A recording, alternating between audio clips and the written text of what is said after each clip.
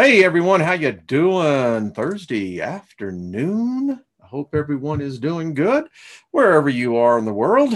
I don't know. I think in Australia, isn't it Friday morning? I don't know, something like that. So, welcome and thank you for joining me. Hi, Claudette. Good to see you. Sherry, good to see you. Miles, good to see you. Hardly, I'm just saying hello to everybody. So, hey, it's just a little bit smoky here. I mean, ay, ay, ay. So, how is things going? I have had such an interesting couple of days, and needless to say, I do read your comments, and it struck me today, particularly responding back to two people, that, well, there's just a lot of gaps in knowledge. And gaps in knowledge, those gaps will not stay unfilled. They'll get filled in with something. And many times that is customs, myths, traditions, etc. So, what did y'all think of those who have seen the video I just posted, Sectrum Omega? Hello, Michael. Good to see you. Yeah, that's one that will really shake up the cognitive dissonance. To think that the Vatican actually was in a pact with a group of aliens. Supposedly, these were from the Palladians, the Palladian galaxy, and that it was Pope John the 23rd, I think, that couldn't handle it. When he found out that they didn't believe in the Christ, they didn't believe in the Savior, and they certainly didn't believe in the same God, the Vatican God. And he couldn't handle that. He's, and you can see the video for yourself. It's one that begins to bring into question what people such as myself, because there's many different points of view here with us today, and I respect them, all of them. To me, it really doesn't matter to me personally what you believe or don't believe, but since this is my joyride, and y'all decided to come along, then I give my point of view, and I try to do it in a rational, at least a factual point. So when we talk about history, and this is Wayne Steiger's kind of his testimony. And let me set the foundation here. I actually did a whole PowerPoint, but we'll decide whether we're going to go that or not. 150 years ago, the world did not know of the culture of the Sumerian people. We knew that there was a civilization there. We knew it was in what they called the Fertile Crescent of humanity, which, by the way, anthropologists are now determining there may have been several crescent valleys of where humans emerged from. But if we take that which we know today, that when the first tablet was discovered in the mid 1850s, that would have been the late 19th century, it changed everything. There was a guy by the name of George Smith who was worked for the museum in London, and he was part of the early expeditions that found these tablets. And at that time, there were several hundred that were found. No one really knew what the language was. It was a cuneiform that no one had seen, and it took well over nearly 100 years before they were correctly interpreted and translated. And one of the premier In fact, he was the first who received a doctoral degree in Sumerian language, cuneiform, and that was Dr. Samuel Noah Kramer. I really do suggest, if you want to get a good grip on history, real history, not religious history, not the crap that you read in your Bible that you somehow think that, you know, that is your heritage, your lineage. It's not. Now, I get pretty blunt about it because, you know, here's the problem. The t-shirt for the day is this, folks. Ignorance is not a virtue. And when information is presented and you summarily try to interlace it with what your perception and beliefs are, it's chaos, it's confusion. Now, for myself, I was an ordained minister. People, I don't think, you know, the channel has grown a little bit, and many people don't realize my background. And so I have literally next to me a stack of books about 4 feet, study books, books I have spent a fortune on, whether it is the Greek of the Bible, whether it is the complete pseudo-apocrypha of the Old Testament, books that most people don't even know exist. And by the way, it's a very large set, great reference books, but as you can see, it's substantial. You read. And then if you want a real Bible, then the real Bible is the Nag Hammadi.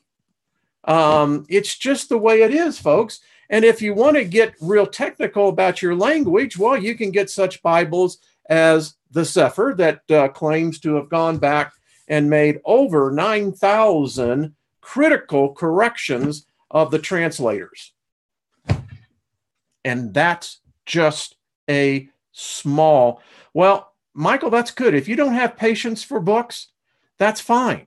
There's many other ways to get knowledge. But the point is, don't be criticizing me. And Michael, I'm not saying you, I'm saying this in general, telling me that I'm somehow going to hell because I have violated the faith. I've read, I've studied. I don't make a big deal about it, but it irritates me when I see ignorance. Because when you come back to me and merely stand on a book that you can't validate, not one person can validate the Bible. None of the letters exist.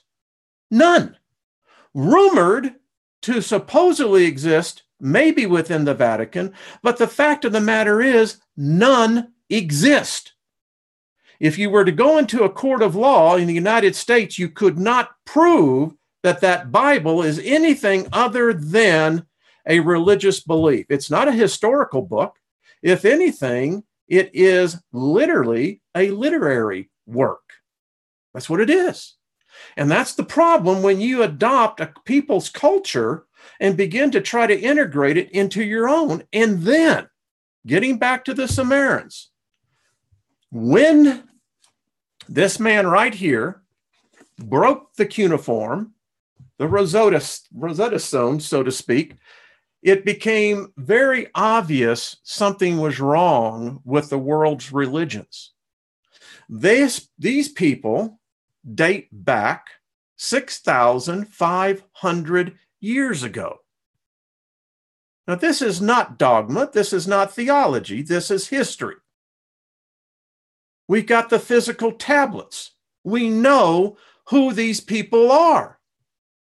And in fact, today's society and cultures virtually are the exact same cultures they were 6,500 years ago.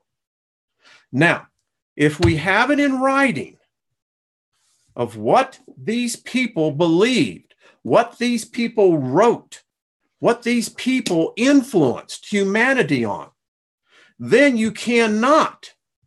It is intellectually dishonest to try to sit there and tell someone that your Bible has no influence on history. because the Bible is, in fact, nothing more than a group of stories on a belief. So here's what I've questioned everyone who comes back on me. Why isn't your Hebrew God, why isn't the Vatican God, the Christian God, named in here? Why? I mean, if there is honesty in a discussion, the question must be asked, why is not the Hebrew God written in the Sumerian history?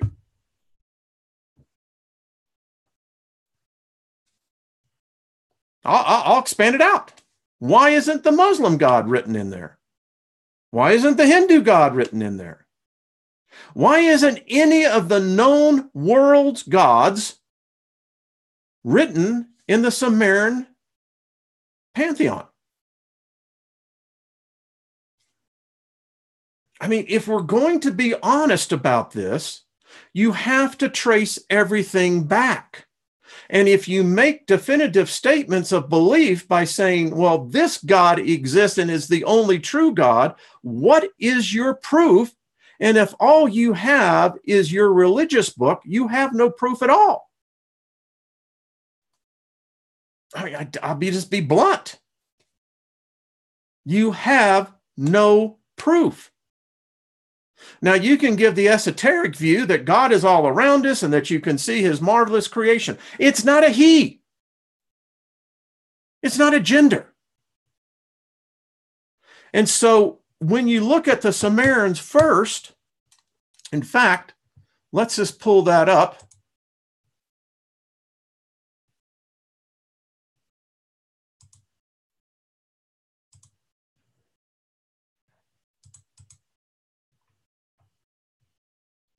So here's a little presentation. You can see it. And there's the thing that I ask people all the time. If you know not your beginnings, our beginnings, how can we begin to know our end? It doesn't make sense. And if history is the judge, then mankind has advanced very little in 6,500 years. And here's the book. You can go. I break this down because civilization has to matter. It has to be added into the equation of the conversation. What is civilization? How do you define civilization? How does religion come in and influence civilization? Language, culture, technology, agriculture. And the thing about it is, these places exist. I can say the thing about that fascinates me the most is that this is the birthplace of the three major world religions today. Started with Judaism, Islam, and Christianity, because the same patriarch comes from here. The patriarch of all three major religions is the same person, Abram. And he came from of the Chaldeans, which was a capital province of Sumer.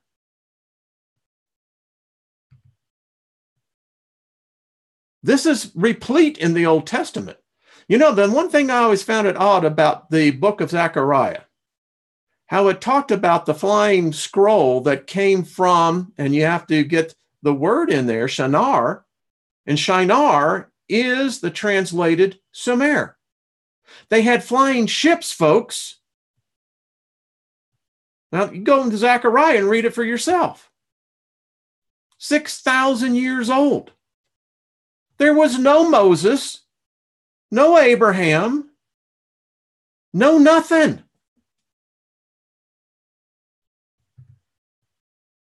And this is a depiction. The Babylonians copied the Sumerians and the ziggurats. This one particularly in and it could be reasoned, maybe Abram, if he existed, probably worshipped there. He worshipped Nanu, Anu, the moon goddess, which is the superior god.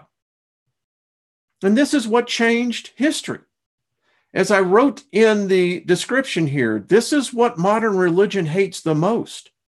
Because once again, if people begin to truly understand what our ancestors are telling us, then we've got some huge questions that have got to be answered.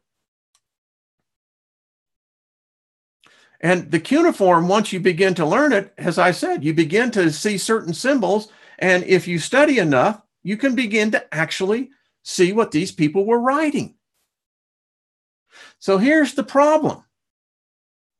None of the world gods today are written in here. Now, if a god truly exists, and if one is written about in a book, then you would think that the people that were before the people who wrote about it would have known about it. But they don't. In fact, their cuneiform alphabet is what became our alphabet. So let's just look at the 39 first. The Sumerians were the first to have schools. Did you know that in Sumer, in all of the provinces, that at the age of 4, you were in school, buddy? They were the first case of the apple polishing. In other words, bribing the teacher. Now, the difference was back here, I said buddy, and I didn't say gal, because girls were not allowed in school. Probably because they were doing the other things. And when you find out how strict a student was, what the student had to endure in going to school, you would call it child abuse. Short and simple. It was not pleasant. The first case of juvenile delinquency. They had youth gangs. By the way, their cities had huge promenades, all paved. They had storefronts. The first case of the War of Nerves. 2 provinces, they were coming against each other. Did you know that they had the first, what we would actually use today as the Congress? 2 different houses, 2 different classes, same thing. The interesting thing about the Sumerians, they were aware of their place in history. Now that's unique for a civilization, because when you become aware of history itself, and more importantly, how you are playing a role in history, that becomes significant. They had taxes. It's quite amazing. Had a sales tax. First case of a tax reduction. New king came in, realized that that was the way he was going to get prosperity again. He was going to pass a tax cut. By the way, Moses, they had the first one, actually. The first legal precedent in a series of higher court rulings. The first pharmacy. The first farmer's almanac. One thing about the Sumerians was that they were masters at agriculture. They actually changed the land. Sumer was in different regions, but it was primarily in the wetlands where the reeds grew. And it's from Sumer where we got the first wheel, the first sailboat, the first canal for irrigation. They were the first in experimenting in the shaping of trees and for their gardens. Every house had a garden. The first cosmology. They were the first to begin to map out the heavens. The first with moral ideals. You don't need a religion to teach you morals. That's the biggest con that's going around. The first job. Yeah, the first J-O-B. The first proverb. The first animal fable story. The first literary debates. The first biblical parallels. And it's really odd how well, understand there is no longer a culture or a race known as Hebrews. The Hebrews died out a long time ago, thousands and thousands of years ago. But it's really interesting when you see how other cultures borrowed from the Sumerians and adapted it into their theism. The first Noah. Now, how could Noah be in the Bible when Noah was written about by the Sumerians literally 2,500 years before the man Abraham ever existed?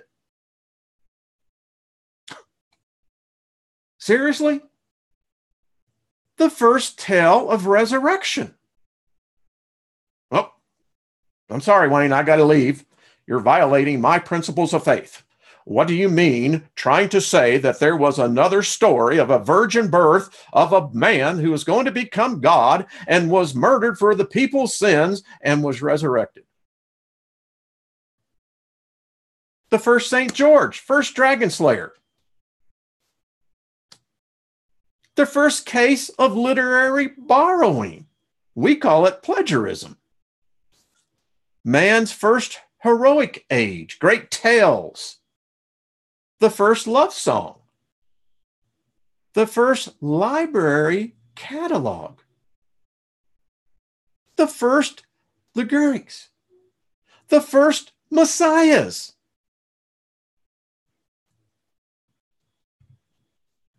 The first sex symbolism. The first Mater Dolores, the weeping goddess. The first lullaby. The first ideal mother, her first literary portrait. The first funeral. The first labor victory. The first aquarium.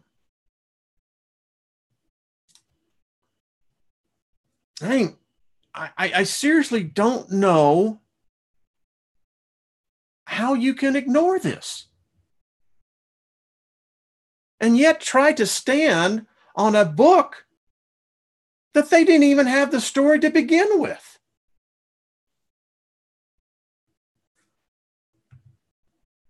If you study, you see, this is where I stand. Because here's you got two buckets here. Bucket number one says that you ignore this and somehow or another your God came in and became the only one true God. Or they do not exist. And if gods exist, because quite frankly, I've never seen one, nor has any other human being. There has been no God that has physically manifested before humanity. It's a fact. You can argue with me all you want, but it is a fact. You can't show me what a God looks like. And here's my point. If God does exist, or gods, then that God, superior God, would be Anu. The ones that created us would have been Nin-Hut-sag with the help of her son Enki.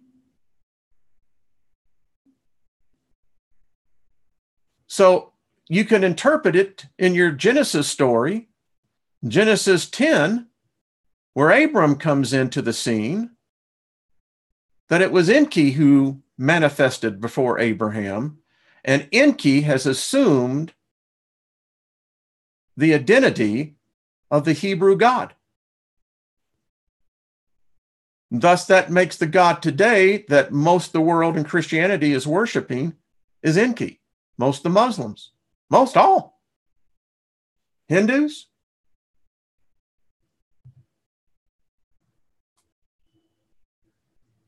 I mean, go look at it. You can go, the video's up there, the 39 first. I'll stop sharing it here. So this is my dilemma. How do we account for this?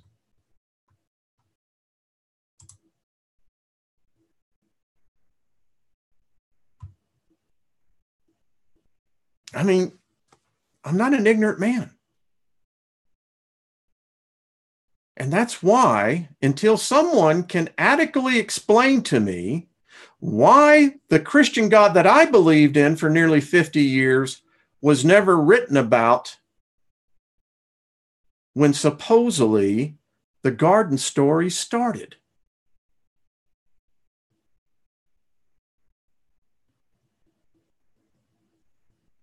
I'll challenge anyone who wants to come on here and discuss and try to convince me how the Christian God is not written in the Sumerian tablets and why that should not matter. Well, Frank, FDR, you can stick with the God of the Bible. That's your prerogative and your choice. My choice is this. I reject all these world gods. Not one is manifested. And as far as I can tell, it is because of these gods we're in the mess that we are in. More people have died in the name of religion of various gods than any disease put upon this planet. And that's insanity. At some point in time, we got to grow up as a species and say, we're not going to believe in unseen things because we've been doing it and it certainly hasn't helped us. And getting back now to the Sectarum Omega. So if this meeting did happen in California and was in fact attended, which apparently Bishop John Francis McIntyre, never denied. And the Vatican knows that there is a planet heading this way. It's a startling document. If it's a fake, well, they've done a good job in creating a great story. But if there's a monicum of truth to it, then there is a planet heading in towards us, and it has a warlike species on it. And they sent a delegation here nearly 70 years ago.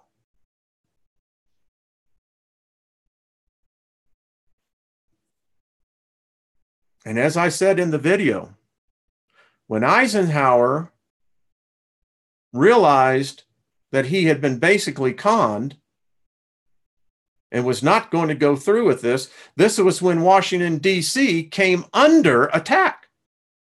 Now, I don't mean by bullets coming down, but apparently the aliens got their message across, and you can go back and check the papers. They buzzed the White House and they buzzed the Capitol. Our jets couldn't do anything about it. And they didn't do it once, but they did it in 3 different times.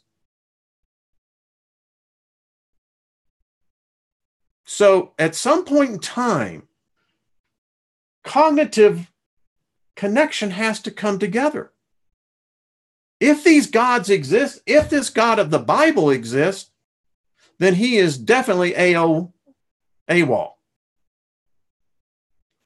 And again, if the story is correct that it happened, and the Vatican found out, and Pope Pius XII tried to make a deal with them, the Nordics, and they finally just realized that they didn't have anything that they could be in common with. The Pope, I think this was Pope John the 23rd, realized that if they didn't believe in God, they didn't believe in Jesus, then we can't work together. You're free to do what you want, and apparently they are still here. And if in fact that there is a planet coming in that has a warlike species on it, is this the Anunnaki of the pantheon of the Sumerians? Because the Sumerians do talk about creation, but it ain't the story that most people believe in.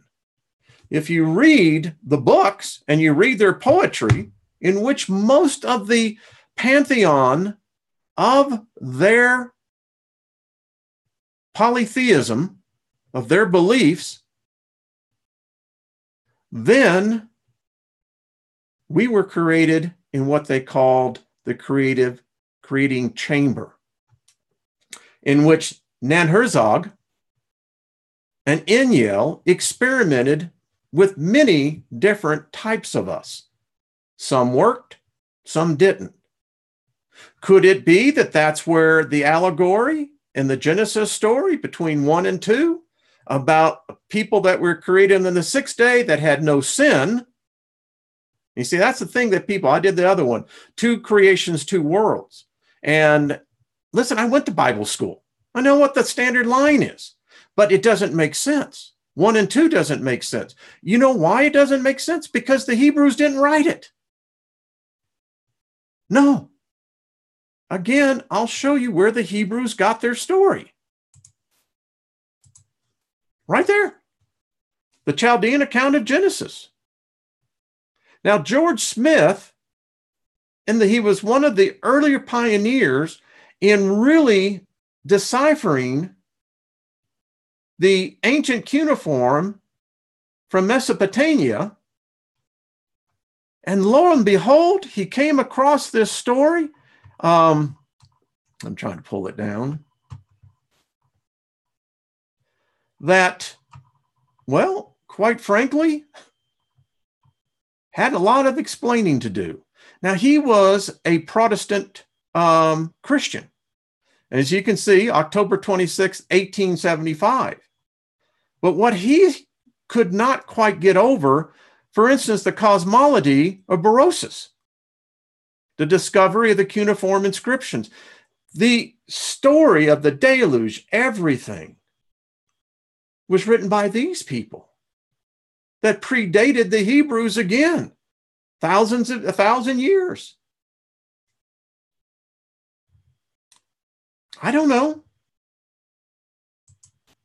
I mean, that's some of the problems I have in this, is that you can read these documents and yet people want to come back and tell me, well, this book is solid. It's not.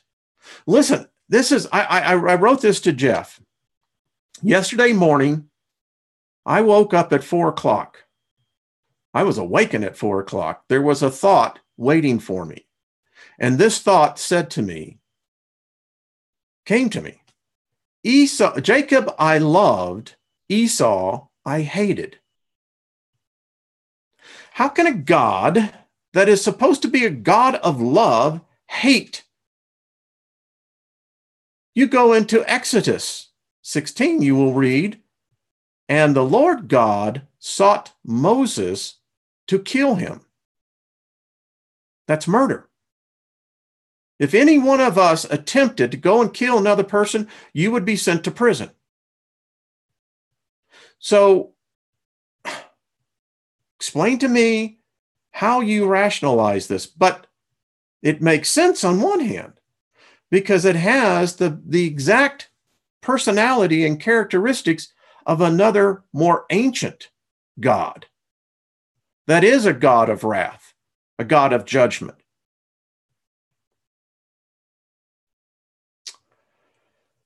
Yeah, folks, I'm very, very, like I said, if you're going to engage in intellectual discussion, then be honest. And to be honest, as I ask people all the time, is God a Christian? People won't answer that. I can't get any Christian to answer that because they know immediately when the question is posed to them. If they say yes, well, then that means God was a betrayer and a liar because he was supposed to be a God to the Hebrews. In fact, he said they were my chosen race. And if you say he's not, then why are you?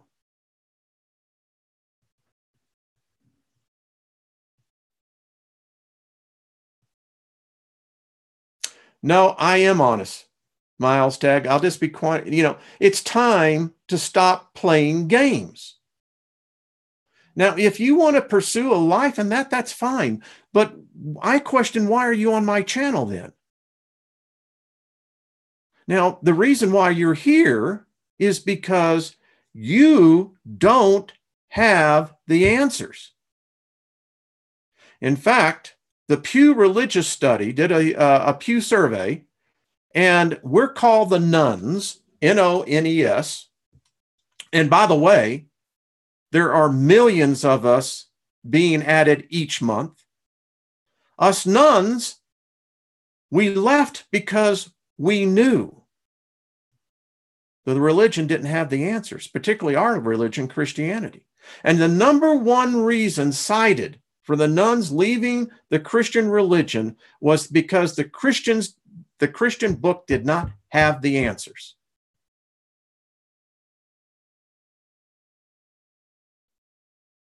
But you see, Get Money Jones, let me tell you where you're under the Hebraic spell here. That history you can't prove, and that history isn't your history. It's not my history. But yet, we try to, in the Western, in the Christian theology, is adapt an ancient culture's people and try to put it in 21st century terms. You can't. There's nothing for you to form your basis on. It's the question I ask all the time. What does God look like to you? I mean, if you really had to answer the question, could you write it down and express your thoughts eloquently enough where the reader would know what your vision of God is? Is he some white dude? Is he some black dude? Yellow dude? I mean, where do we take this? You're not supposed to talk about these things, Wayne. Yeah, we do. We're going to talk about it. What is God? Is God Caucasian? Is he a white guy with a beard? It's odd because if you believe in the story, which, by the way, can't be validated, then this so-called Jewish Messiah was not a white guy. How did the Virgin Mary become white? You know, at some point in time, the matrix is going to...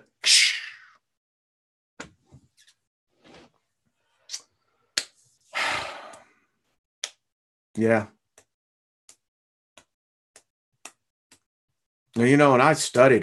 You know, the thing that got me was that when I began this search, it seems like a lifetime ago. The first book my wife and I read was this one, The Search. And what you'll find in here is the facts. Your four Gospels most likely are all forgeries. There was never a Gospel of Mark. That was written probably sometime 200 AD. You'll find out one of the books I used to, give me a second here, folks. Yeah.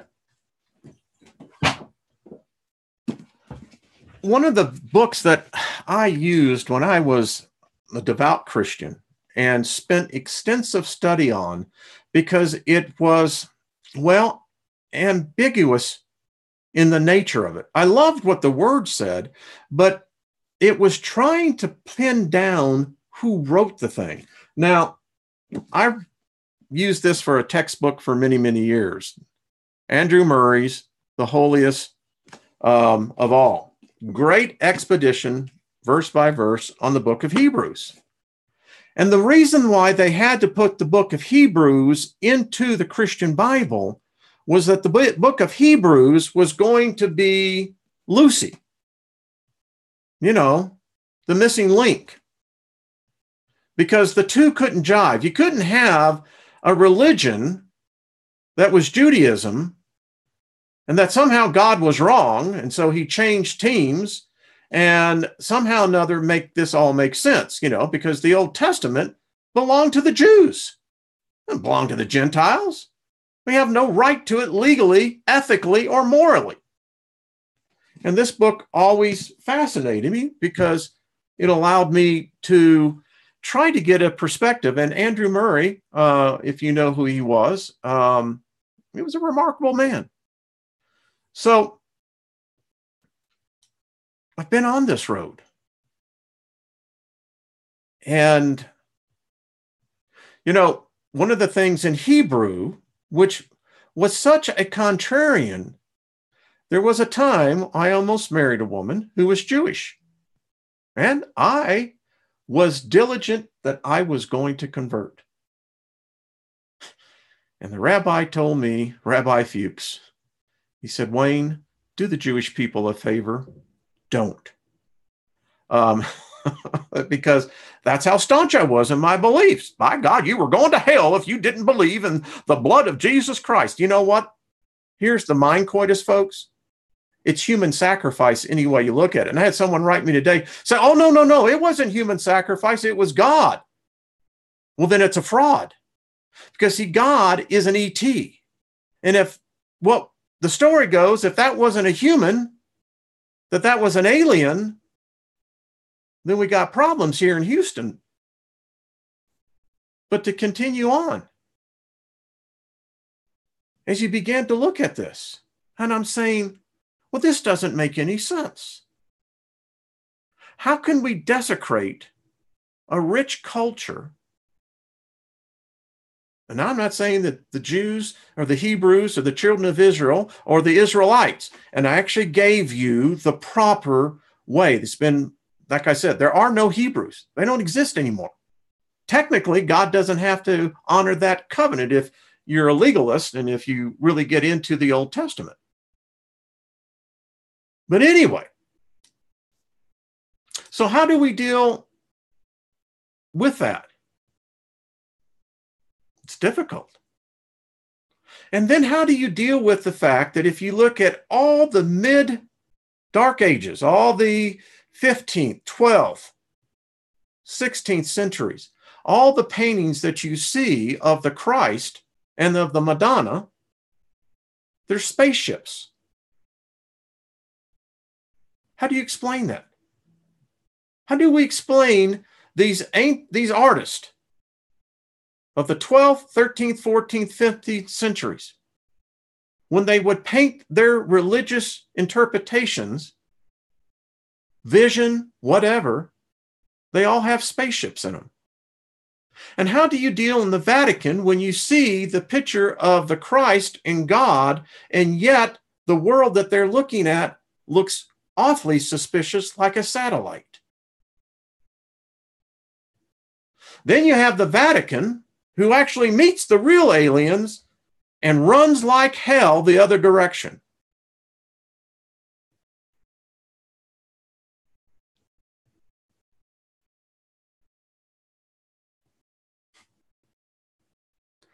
I put these questions out there.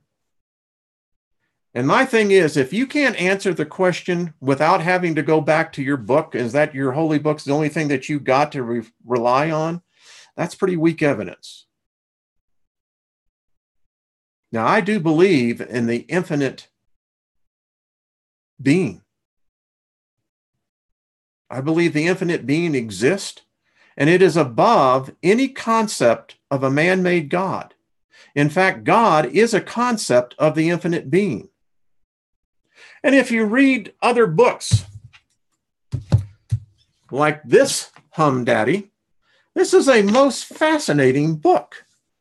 It weaves in all modern theologies and then expands greatly upon the gaps of those theologies. And then I found it's fascinating, with the Zephyr, yet zero. Where do we go? So, anyway, thank you for watching. Listen, folks, I know sometimes, I can be adamant in the expression, but I'm expressing the view of many of you. I know you write me. I'm not the only one that has these thoughts. I'm not the only one that has the gaps. I'm not the only one that has searched history. Now, I find it odd that some rest on certain theologies, some ancient Eastern And actually, you look at Christianity, it's technically an Eastern religion. It's been westernized, and I think that's fine. I ask the question this to all of you. Where is it written that any human being has to choose a God? And why do we have to choose a God?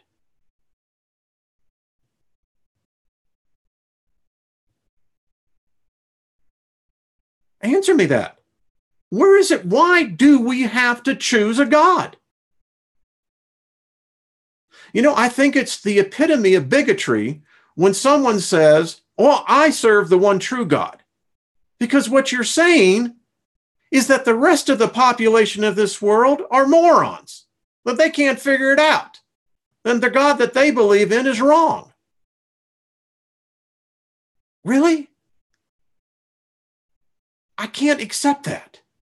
I can't accept any religious God that condemns my species. How dare you tell me my species is going to hell because we don't worship your concept? Hell doesn't exist. And if it did, people like me, we would rise up and take it over. That's why heaven doesn't exist. It's like the bumper sticker I saw in Las Vegas in 1988, walking through the Tropicana. A little rack of bumper stickers, they said. It says, "Jesus loves you because everyone else thinks you're an asshole." And that's how it comes. And so I just ask, where is it written? Why must we choose a God? I don't like any of them. I don't like any of the gods I have read about on this planet. Not one. Because they're all human. They all have human personalities. They all have human traits. They all have human faults. But yet we escalate them to a superhuman status. Even the God of the Bible. I did a whole video. Who is Lucifer and when did Satan get a promotion? Here's the fact, folks. Satan, Lucifer, never killed one person, never ordered the death that it is written. However, the God of the Bible has it on his account, the death of billions. Millions in the Old Testament. And I will not worship any God that requires one drop of my species' blood. That's just flat out how I look at it. I am promoting this Sapien Summit, and the Sapien Summit is going to be this. We will demand that if a God exists, they manifest before the world. Time to stop the fun and games, hiding behind the curtain. If there's a God out there, then our species needs to come and have a treaty and call these gods to task, number one, and demand that they manifest themselves and stand accountable for what they've done.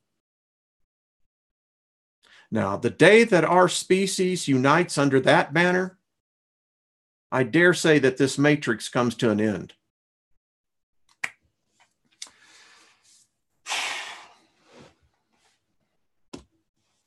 Anyway, I'll be on tonight over on the Artist First Network, going to get into our devices, folks. This one, our black mirrors. And thank you. I've had some of the best comments on this. A lot of you got it. I was actually very pleasantly surprised how many people got it. You understand. And here's the point. If you understand that, then why is it that people have a hard time when I say that these devices have gotten the devotion and the worship of our entire species, which no other God has been able to do? That's powerful. Well, happy studying. That's all I got to say. Happy studying to you. Listen, in the end, we're all in this together. And one of the things that you can agree to, because I think this is a truth in all of our lives, none of us are getting out alive. No one gets out alive. Yeah, I think about that a lot. Yes, mirror, mirror on the wall, who is the fairest of them all? But apparently that saying has been changed due to the Mandela effect. Actually, I think it's been due more to the bringing back of substance. By the way, just allow me to digress on the Omega, the Sectum Omega. I thought it was really interesting the way the Jesuit described the first aliens. He described them in living on a flat plane. He said that they are made up of different realities. Now, that's not something a normal person would say. They live on a flat plane. They dwell in a dimension on a flat plane. That means they're interdimensional, not just extraterrestrial, but interdimensional. It's been a theory many of us have had. We think that these incursions have been taking place for a long time. A great war has taken place. And anyway, we're still trying to get ourselves unhinged from it. And thus we find out where we are today. And if you believe the MIT computer that came out on Monday and said that it has extrapolated all the data, looked at all, and it has absolutely determined that Armageddon starts in the year 2031, or the end of the world. And I think it was more specifically the end of our culture, our civilization. I don't think the world is ever going to end. I do believe our species will collapse and there will be very few survivors. We are definitely the planet Spango. You have to admit. As Daffy Duck said, some flying saucer dropped off all these idiots and they're not coming back to get them. And now we're left with them.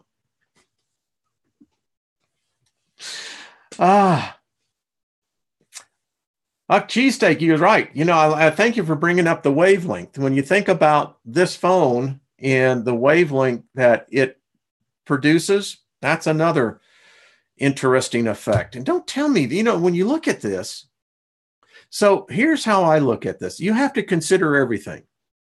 Let's say that the gods did exist. Let's say at one time, this world, which I contend the world today is not the same world where we started from. Our planet has changed, and it's changed inside out, around, and everything else. But let's just say that there was a race of beings that did, in fact, create us, and that the first us were so powerful and so equal that the creators freaked out. They subdued one, but one got away. One exerted her godship and fought off successfully the original creators. Now, I contend that Lilith is still here, and I contend if there is someone in the background that has got a real bitch against this God, it's her. Now, Friday night, I'm going to have Sue G on, and we're going to be talking more about Lilith. I haven't ever seen a discussion to where we can really get into, let's talk about Lilith. Why was she removed from the Hebrew documents? And they did. Why did they take such painstaking steps to remove the knowledge of Lilith? You see, I contend if you believe the gospel story, the creation story of the garden, here's the deal. Eve died, Adam died, Lilith never did die. So if she never died, imagine what she is today. Imagine her knowledge. It's just a different point of view. But if there is anyone who knows the secrets of that dimension, she does.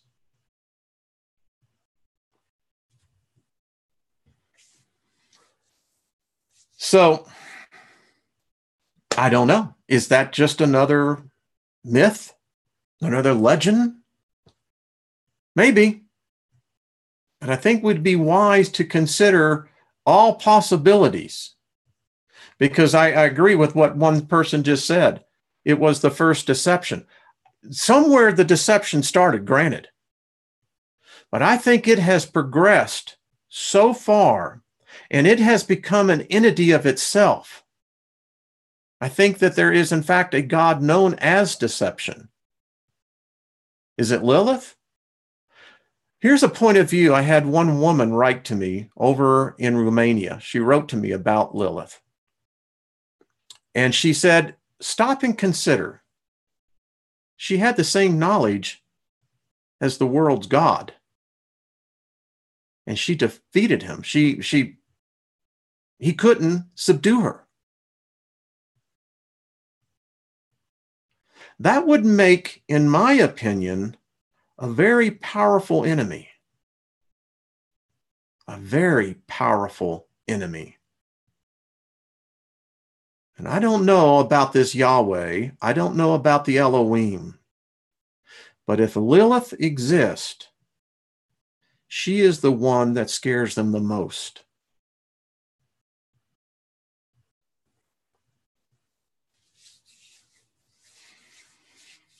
All right. Boy, we had fun. I don't expect this one to be on the top 10 list, but it was fun. And, again, it's as long as you're here, think. Never stop thinking. I told Jeff Doherty, and I'm going to get Jeff on a Friday night. We'll get into a really good discussion here. The fact is, folks, I'll read you what I wrote to the man because I wrote it.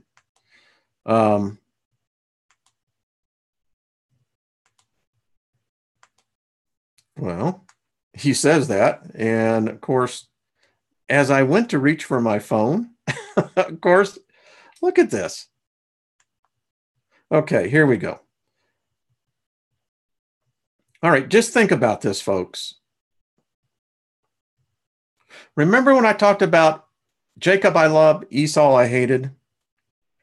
I said, this is the beginnings of deceptions. Until it is broken, all souls that are in this temporal realm and seeking a way through to continue on their existence as it was meant to be. However, there is a life force that is known to us as God. It is the deceiver. It traps other life forces to add to its own and to consume and to bargain with the others. And by the way, Psalms 84, if you want to know who the others are. Those that become aware of this entity and what it is become a virus to it and are the single biggest threat to God's existence.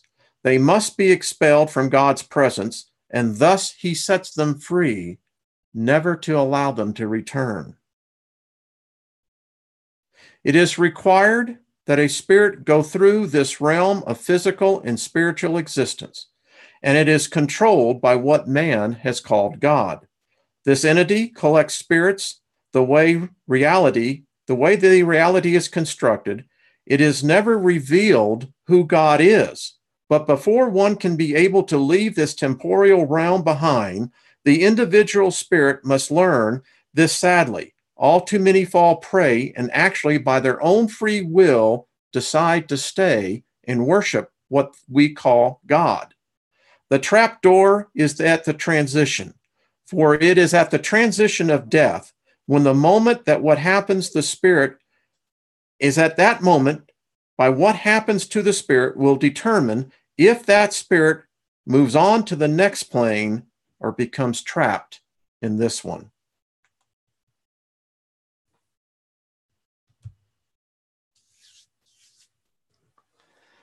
So that is what came to me in a vision. They come to me very often. And I wrote that one to Jeff because I know that he, of all people, could most appreciate it. But I think, and I don't know if this is true, but I'm beginning to think that may be what the problem is here. Again, I question, why is it required of a man to choose a God? All right, folks, be good to yourself. We'll see you tomorrow night here with Sue G. I'll guarantee you it will be fun. And be good to yourselves, folks. All right, we'll see you later. Bye-bye.